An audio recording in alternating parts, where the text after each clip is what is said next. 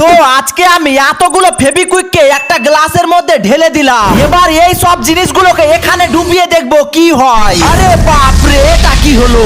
সবার প্রথমে আলু, এর মধ্যে একটা লোহার তার ঢুকিয়ে দিলাম ধরার জন্য, যাতে আমার হাতটা কিছু না হয়। এটা ডুবানোর পর তো কিছুই হলো না, তাই এটাকে শুকানোর জন্য এখানে ঝুলিয়ে দিলাম। এবার 2 নম্বরে ডিটল সাবান, আর এটা ফেবিকুইকে ডুবানোর পর 1 মিনিটের জন্য রেখে দিলাম। তবুও কিছু হলো না, কিন্তু কোনো ব্যাপার না, আসল মজা তো তখনই আসবে যখন এগুলো শুকিয়ে যাবে। এবার 3 নম্বরে হলুদ গাঁদা ফুল, এটাকে ফেবিকুইকে ডুবিয়ে ভালোভাবে ভিজিয়ে দিলাম। এবার এখানে শুকানোর জন্য ঝুলিয়ে দিলাম। 4 নম্বরে হলো টিস্যু পেপার, এটাও ফেবিকুইকে ডুবানোর পর কিছুই হলো না, কিন্তু যখন এটিকে শুকানোর জন্য ঝুলালাম আর তখনই গাইস এরকম করে ধোঁয়া বের হতে লাগলো।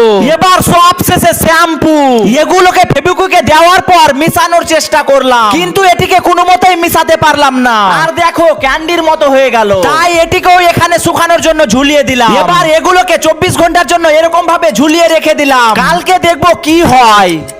গাইস সবগুলো শুকিয়ে গেছে। প্রথমে আলু, এই দেখো গাইস এখন এরকম ভাবে শক্ত হয়ে গেছে। এত জোরে জোরে কাটার চেষ্টা করছি তবুও কাটছে না। 2 নম্বরে হলো ডিটল সাবান, আর এটা পানিতে ডুবানোর পর এত জোরে জোরে ঘষাঘষি করছি তবুও ফেনা হচ্ছে না। 3 নম্বরে হলো গাঁদা ফুল, আর এটা শুকিয়ে প্লাস্টিকের ফুলের মতো হয়ে গেছে, আর এটা কোনোদিনও খারাপ হবে না। 4 নম্বরে হলো টিস্যু পেপার, এটা 24 ঘন্টা রাখার পর খুবই শক্ত হয়ে গেছে এবং একদম কড়কড়া হয়ে গেছে। এবার সব শেষে হলো শ্যাম্পু। দাঁড়াও গাইস, এটা দেখার আগে তোমরা তো ভালো মনের মানুষ, আমার পরিশ্রমের জন্য প্লিজ ভিডিওটিতে লাইক দিয়ে চ্যানেলটি সাবস্ক্রাইব করে দাও। আর এটা উপরে শক্ত হয়ে গেছে কিন্তু ভিতরে নরম। আরে হ্যাঁ, এতগুলো ফেবিকুইকে এবার হাত ডুবিয়ে দেখবো, দেখতে চাইলে কমেন্ট করো।